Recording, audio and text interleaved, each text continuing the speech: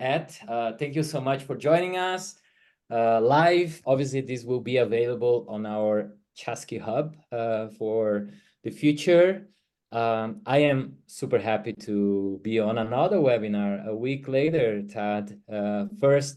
Last week was all about conservation, which was super exciting with the Kusini gang around the world. And Tad, I told you, Mark, I'm sorry, I didn't follow up with you in your kind note, but it was such an inspiration, and it's so great to make these little parentheses during of our weeks, busy weeks, months, lives, to recap, remember why I work so hard, why I spend so many hours looking at this screen, and then you look at these conservation initiatives all over the world, and I'm like, Jesus, that's exactly why we decided to start this business 30 years ago in the Amazon rainforest.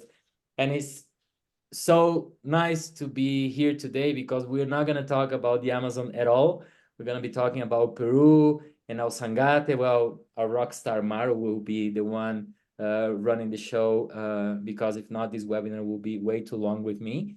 But I was kindly asked to give the intro, say hello to everybody, and remind everyone that we are celebrating our 30th anniversary, and that's why we're dressing up for webinars and celebrating all of the beautiful things that we have done over these years. That yes, it started with a very humble attempt of operation in the Amazon rainforest, not knowing that we were doing tourism, not knowing that we were doing a tour, being a tour operator. We're basically trying to figure how to take people down to the Amazon to spend a few days with unique indigenous culture in a remote part of Ecuador and share their concerns against a threatening extractive industry going very aggressively into their territory, and providing them alternatives to remain in their space, protect their ancestral land, and highlight the beauty of their culture, right? And that's how we began, and we learned a great deal. I learned at least how to do tourism with them, with this community. I still have fond memories of our camping on banks of rivers, pulling on dugout canoes downriver. Nowadays, tourism changed, and now we have beautiful lodges to do lodge-to-lodge trekkings, and we have beautiful rainforest lodges to learn and connect with indigenous communities in different parts of South America. And part of our 30-year celebration is a new space on Tropics offer to bring all of these beautiful, remote, community-owned or community-based or nature-based lodges or operations that we have a close relationship with and our hearts are very close to, right? And that an example of that is Chillca Lodge here in the Andes of Ecuador.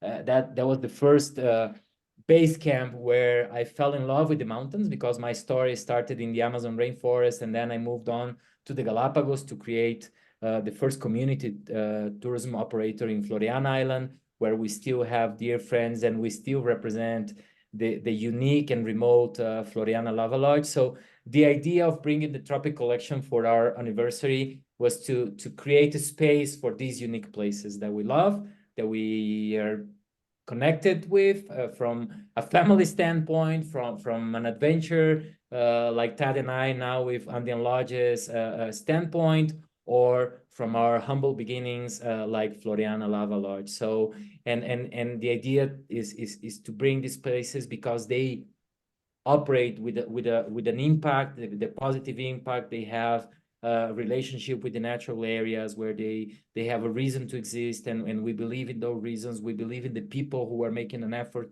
to create them. And one thing in common with among all of them is they are very hard to sell. So, and that's why we do these webinars, and that's why we try and connect with you to hopefully bring some inspiration for you. And I'm pretty sure you have one or two clients willing to learn and connect with these communities and these places. So, so beforehand, I'm grateful for the ones that haven't tried one of these experiences, and for the ones who are keen supporter since 30 years ago. I'm always grateful for you to believe in our vision, believe in our crazy ideas, believe in the just moments that usually take to a nice space, and in general to work with us to remind why we do sustainable travel, why we believe in tourism for places like Ecuador, Peru, or Chile, or the other amazing, unique countries around the world. So that in a nutshell as an intro. I was very, very lucky to do this track in October last year with my good friend and partner Tad here.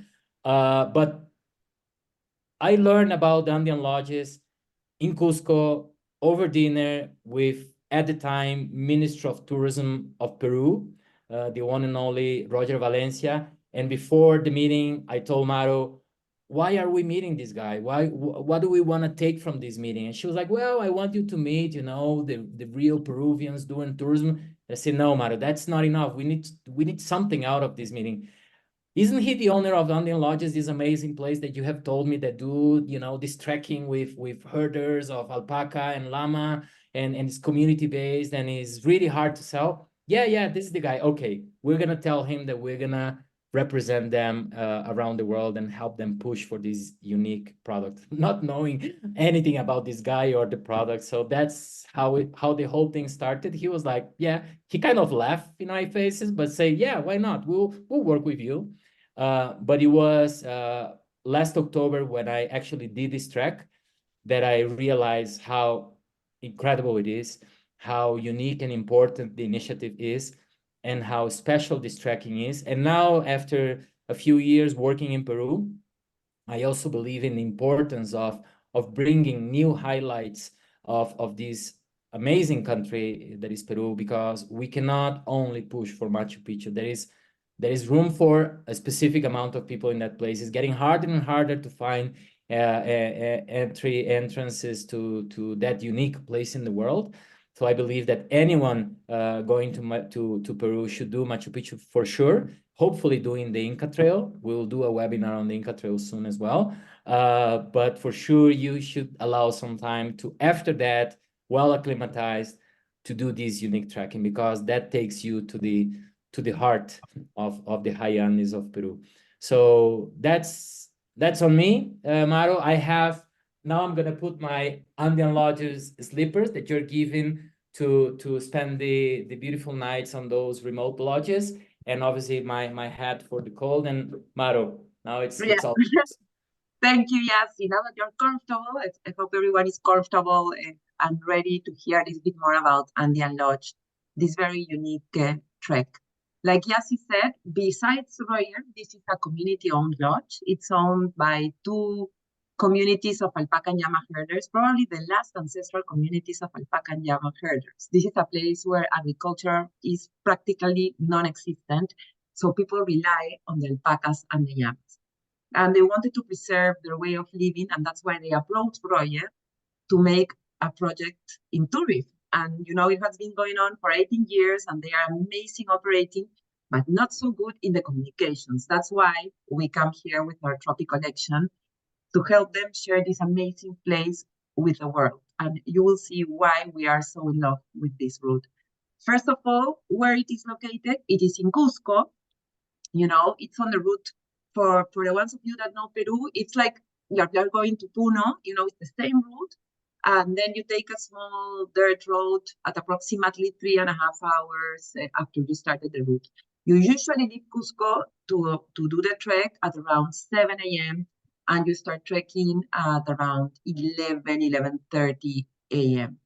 And it's important that you know that this is the same route for people that go to see the famed Rainbow Mountain, Vicuñas, that everybody wants to take their Instagram photo with. Okay, this mountain is seen in the trek and it's wonderful, but the trek is much more than that. So that's also really important for you to know. This is Ausangate, and this is Ausangate Cocha, the lake over there. So this is the route, and a map so that everybody gets in context before I go deeper into the trek.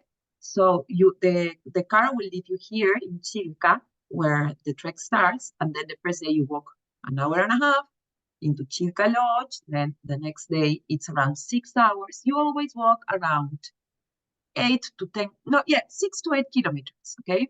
And it's always around 6 hours. So you walk the next day to Machuracay Lodge, which is one of the highest, if not the highest, lodge in the world. I mean, it's not a technical base camp like the ones in Everest, but it's a super high touristic lodge. And this is also used for people that want to climb Mount Sangate as a base camp. Then the next day, it's an Antapata Lodge. You know, the third day you pass the highest point, which is the pass.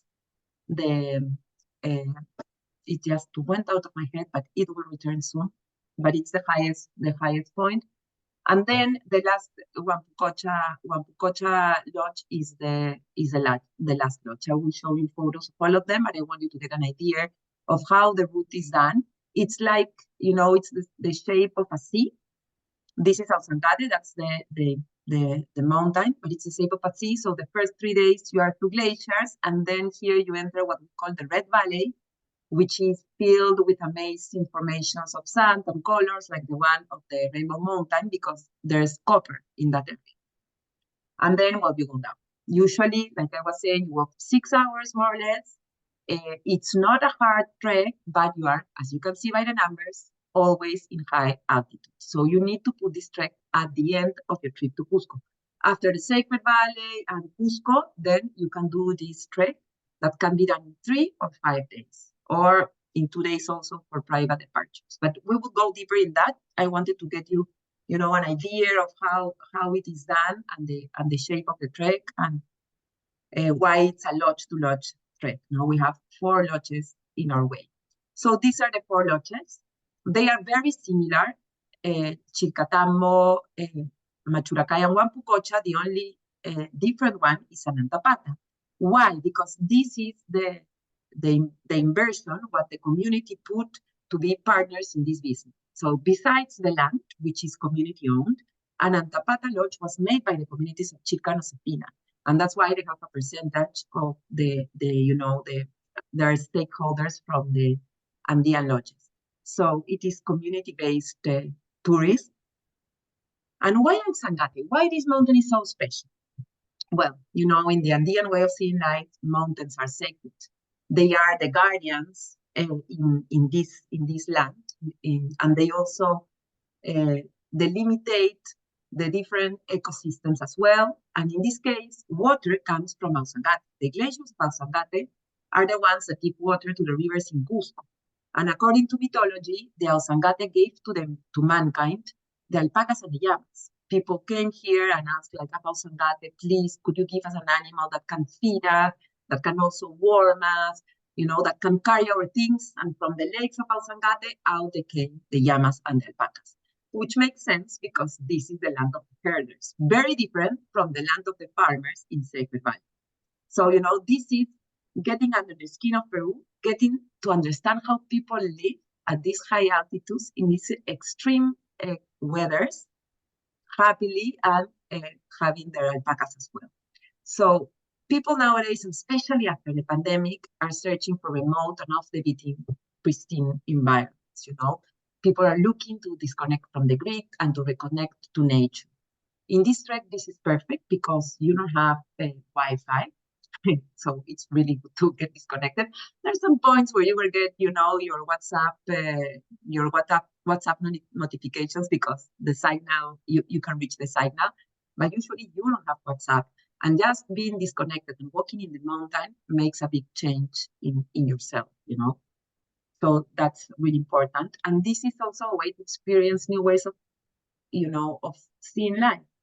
Seeing life through the eyes of the alpaca and llama herders give you completely another understanding of what is nature, how to handle yourself in nature, you know, what is a simple life, what is not a simple life, and seeing yourself in your real, you know, in the real dimension of who you are as a human being, you know, feeling yourself so small and at the same time so connected to these big Andean mountains is a really good experience. And as I was saying, you're hand in hand with the local communities, and the alpacas are working for you. They will be carrying your duffel bags. Besides the beautiful slippers, you will be given duffel bags and a beautiful bag where you can put all your goodies to, snack during the trek. So besides, being your hosts, the communities, and also hiring the llamas to work, we also buy all the textiles and the slippers from the communities, from the alpaca communities over there. So like I was saying, these are the last ancestral communities of alpaca and llama herders. You're here, the alpacas are, wearing their fancy colors. After this trip, no one will, confuse what's the difference between an alpaca and a llama, because you will see both of them and you will see clearly what are the difference between both of them. And here you will be sharing traditions and the cosmovision of these communities. They will be all the time walking hand in hand with you. Like they will seem that they are walking by the sea, and probably the rest of us will be a little bit struggling because of the altitude. But it's really nice and a really cool experience of sharing with the people. This is Orlando. He's the president of the Association of Tourists, and he's amazing. He's such a natural leader. He's really cool. Some more photos of the llamas and Ausangate. And this is Tio Mario, no? That Jassy became a friend with him in the last lodge. And that's the pututu. So what's the pututu? That's the shell that everybody calls to not only call the energies of the mountains, but also it was used as a communication tool before. So, it's always the blend of ancestral costumes and modern technology like this watch, for instance. But that's the idea, to really be in contact with nature and the people. And you will see the ones of you that have already been in Peru, that the dresses, the vests, everything is very different from other areas. This is characteristic of Ausangate, which is also a place where in all of Peru, people weave. Weaving is more important than anything because it connects the here and the now. It has a very important spiritual meaning. Plus, the iconography also talks about the memory of the different people. And here we are still using natural dyes. So we will have an opportunity also to meet with the weavers and buy beautiful hats like the ones that Tat and Jassy are showing to the world today. We always include a blessing to Mother Earth, and we ask permission to open Sangate before we, walk around its slope. So there's a moment when we do that. There's a moment of spirituality and celebration as well. And as I was saying, this is also the territory of the famous Rainbow Mountain, which you can see now without the Instagram filters. It's beautiful by itself, and we arrive here way before all the people arrive. The ones that do it as a full day, which we really don't recommend to do it because you get it out of context. You only arrive to take a photo. It doesn't make sense. Plus, it creates conflict with the communities. In our case, we work with all the communities, so everyone feels that they have been paid for the visit to Rainbow Mountain, and we arrive way before the crowds because we live next door. We don't come from Cusco. We are just next door from Anantapata Lodge. These are some photos again of the marvelous sceneries. We have lunch always outdoors. Of course, we have a tent in case it rains. And this is also the perfect place not only to talk about the different mythologies associated with the mountain, because apparently also Pachacutec, who probably all of you know, he was the one that made Machu Picchu. Pachacutec raised stone warriors from Ausangate to protect him from the Chancas, who was another group that was attacking the Inca. So, it's, again, filled with history, But besides that, it's also the perfect place to talk about the importance of preserving the swamplands, where the water comes in. You can see how the glaciers are going backwards, and it's really an important thing to carry the message of how we have to protect our water sources as well. Even though it's an extreme weather, we still have flowers. I love high altitude flowers because they are small but super bright. So, it's a moment where you can see how nature adapts to even extreme weathers. Plus, we have hummingbirds and foxes, and if we are really lucky, we can see the Andean cat as well. So it's also an experience for people looking for flora and fauna. These are the lodges. This one is an alpaca one, so similar. The distribution is really similar, except for the third one that I was telling you was made by the communities. They are in the middle of nowhere. It was a huge, epic journey to construct the lodges. People were carrying them, on themselves, also on horses. It was a huge project that took around 2 years and a lot of effort and enthusiasm from the community, Roger, and the rest of the investors as well, because they're really in the middle of nowhere.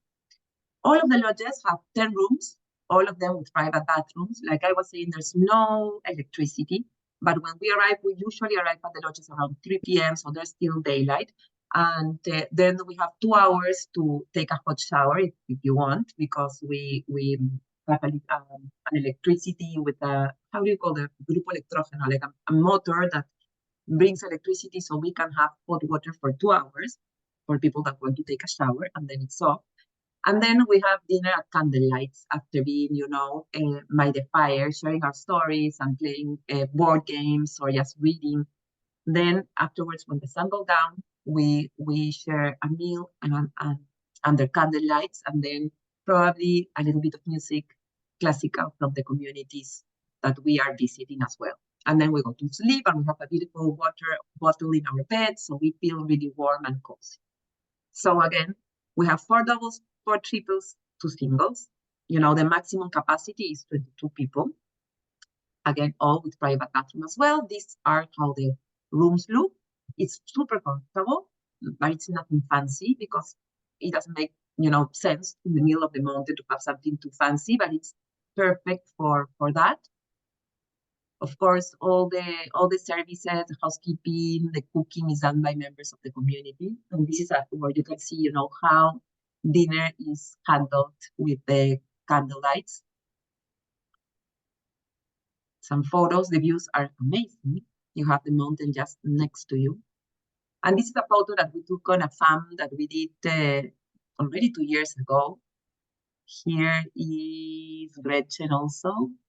And it was really cool. So how it works, you arrive to the tambo, you are there, you spend the night, the next day you leave, you take your snack back and everything, you receive your slippers, and then everybody walks with you. And the alpacas, the llamas, not the alpacas don't carry anything. The llamas carry the duffel bags with your clothes and with the things that you want to carry, and you can carry your own backpack as well. And there's only one person that stays in the lodge that's being closed. The rest walks with you to the next lodge. And there's Orlando, that he's usually the one playing the harp at night and having some music, which is really, really nice. Some photos also of the inside of the lodges. And that's the classical thing. Now you arrive, and then, the classic is just to sit there, and we have like a snack. It could be nice cheese and ham sandwiches, or pequeño, which is something like wonton with avocado sauce.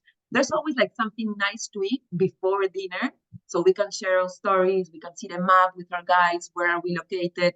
People can ask more questions about the glaciers, about the formation of the Andes, about the fauna, the flora, the communities. There's so much different things to explore around this area. Some more photos. Food is super, it's really natural, it's really good. It's nothing fancy. Again, usually at night it would be for example, a pumpkin soup and of course vegetables. In the morning it could be pancakes, eggs, like very, very simple and healthy food for the trekkers. Again, this Gretchen. And some more photos of people doing the trek. So who is it for? For people who enjoy the outdoor, intimate, authentic experiences, remote cultural immersions, mostly guests that are around 40 to 60, more than 60 years old, and that are physically active. That's important. What can you expect to receive? Unique experiences, expanded worldview, transformation. It's a transformational journey because you are always in contact with nature.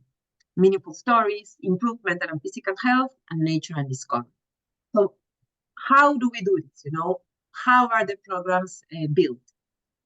We have fixed departures that depart every Friday from April to October, because from October to March, we have rainy season. We still do private departures during rainy season in some cases, except February, we can do it with the proper clothing, so no problem with that. But the fixed departures are every Friday from April to October, and the traditional route is 5 days, 4 nights, okay? And then we have also the 3 days, 2 nights that also departs on Fridays, but people go down after the Palomani Pass, the name came back to me. And then we have also private departures, like the 2 days, 1 night that people go and see Rainbow Mountain. So I will show you in the map.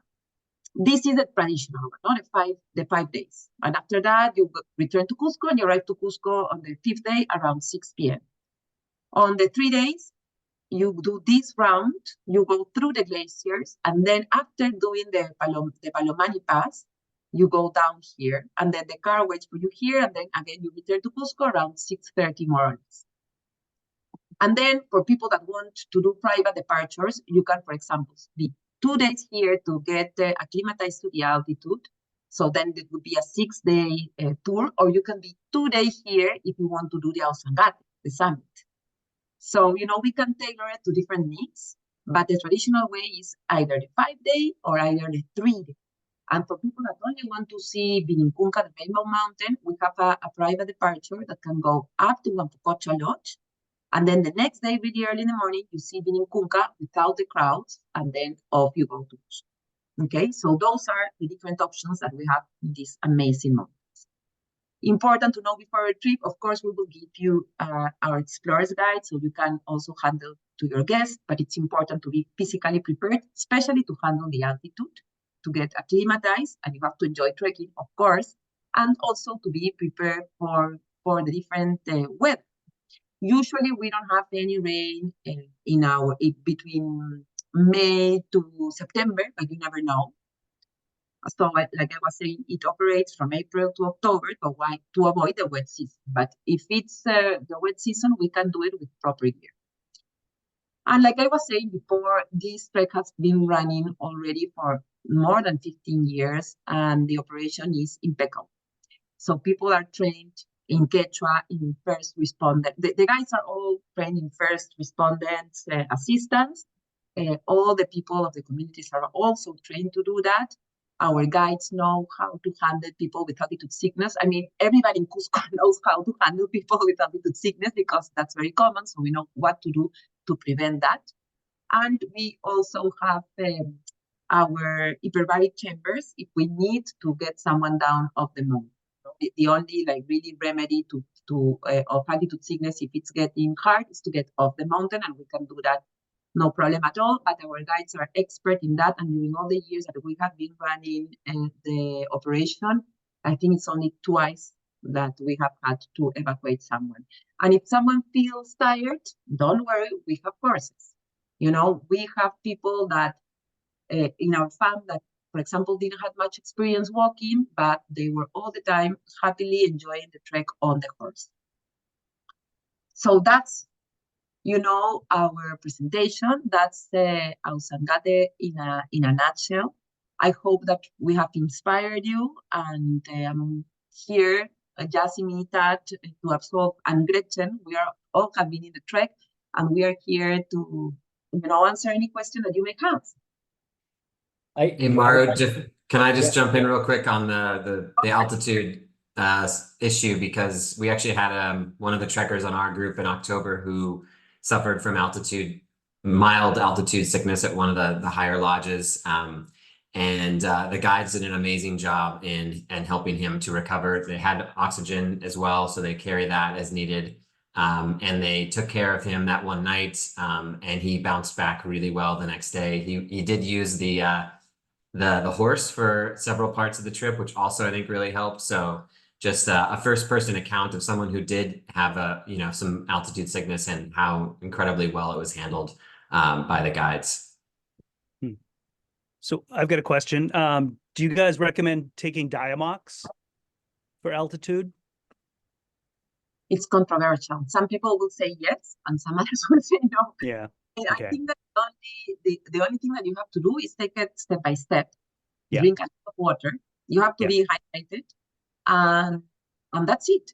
Basically, that's what the guides will tell you. Like, go mild. That's why we always, when we do our itineraries in Peru, we always start in the Sacred Valley. If you're only going to do Lima, Cusco, no, if not, it's Arequipa. But I mean, it's little by little building your body to the altitude, and then keep it, always be hydrated. And actually, one more question. Yes. So with the llamas that carry everything, are people's personal gear accessible during the day? So if someone wants to bring a bunch of camera gear and they don't want to carry it in a backpack, are the llamas packed up in the morning and they go straight to the next lodge and you don't see them till the end of the day? Usually you don't see them, but that can be arranged. We can talk with the llama herders and tell them, like, this llama has the photographic equipment. Please keep her with us. Okay. And then you have the ambulance along with you, which are the couple of horses, right? So you can put the gear there. Yeah, perfect. Yeah, the ambulance. Great. Yeah. And you only see the llamas and the alpacas when they come running by you on the trek during the day. Yeah, but you spend a great deal of time with them around the lodges, which is beautiful because you get a ton of photos and they are so photogenic, fun, and they have their own personalities as well. Some are very nice and gentle, some are not happy with you around them. So it's fun, and they're colorful and full of personality, like I said. I wanna highlight a few things before the other questions. Maru, when you mentioned that the last lodge, the third lodge, Aguantatambo, right? It's Anantapatra, it's different from the others. Maru was talking from an architectural standpoint, right? They all have the same standards. They all provide the same services.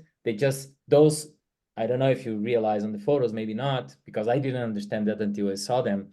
They're actually built with a different design, but the level of comfort, the level of amenities are the same among all of the others. The thing is, the three first lodges were built with the same architectural design, and the community decided to do their own thing in terms of design. They wanted to feel that belonged to them. This trekking is an incredible journey, guys. You have, to me, there are four highlights along the way, right? First of all, I think definitely the people, as you saw, right?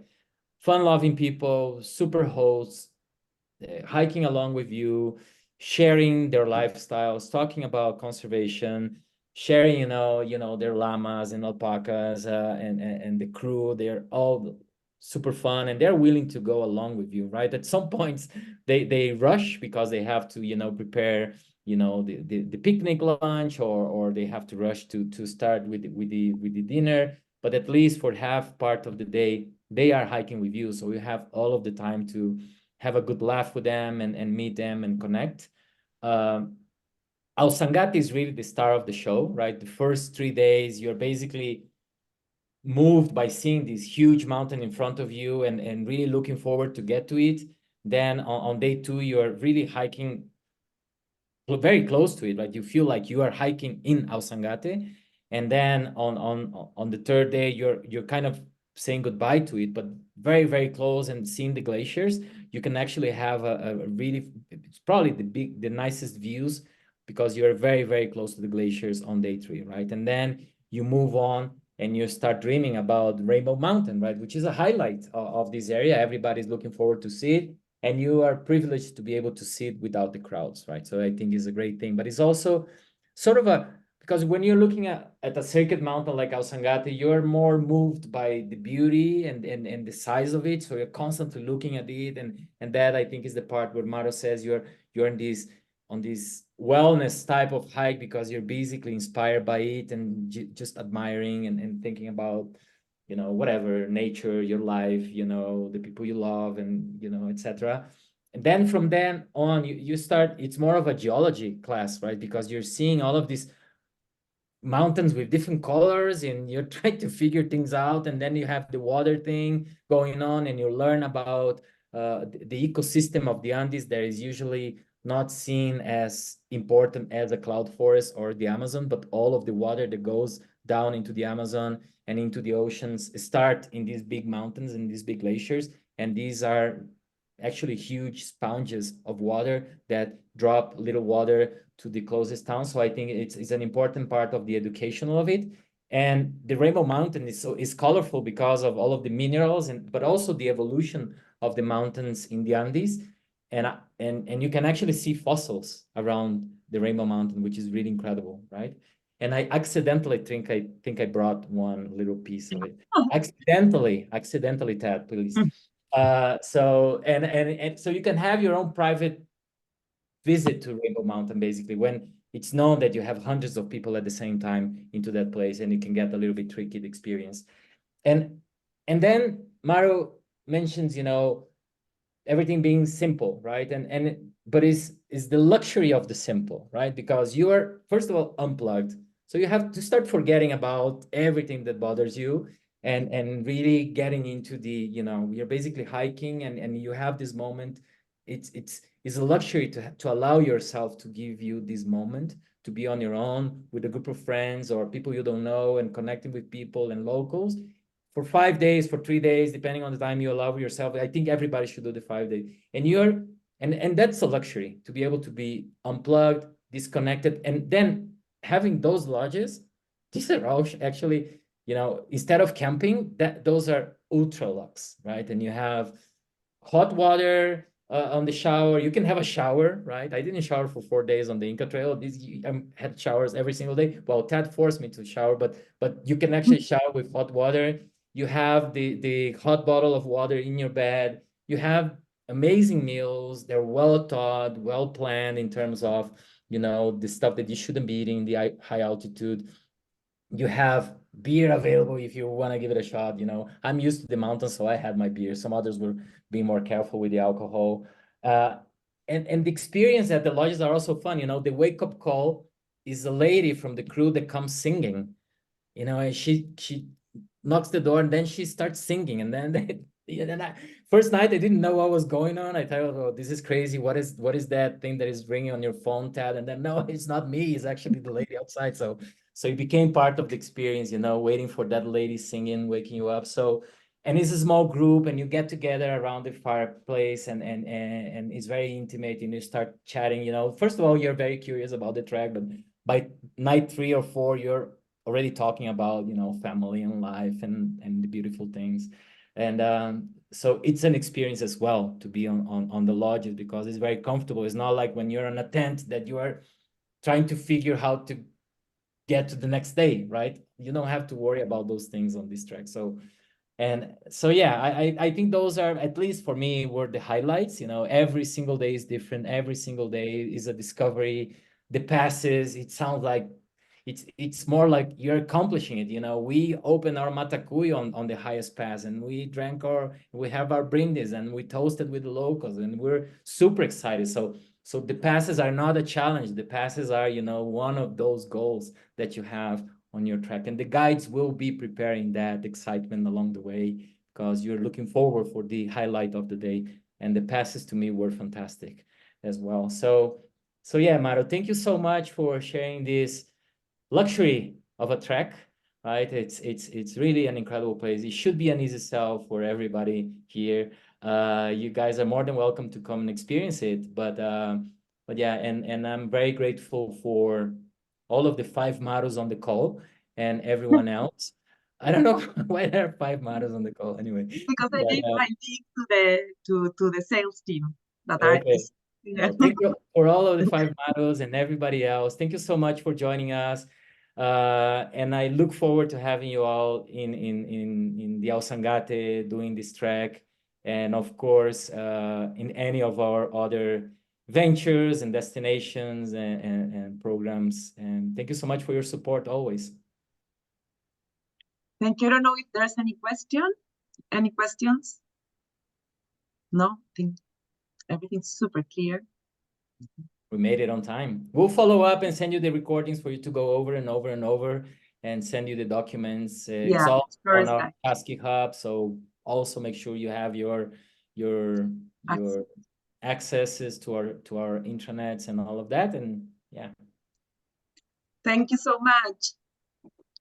gracias. We'll follow up. Thank you, everyone. Ciao, Ciao. Ciao, gracias. ciao. Bye.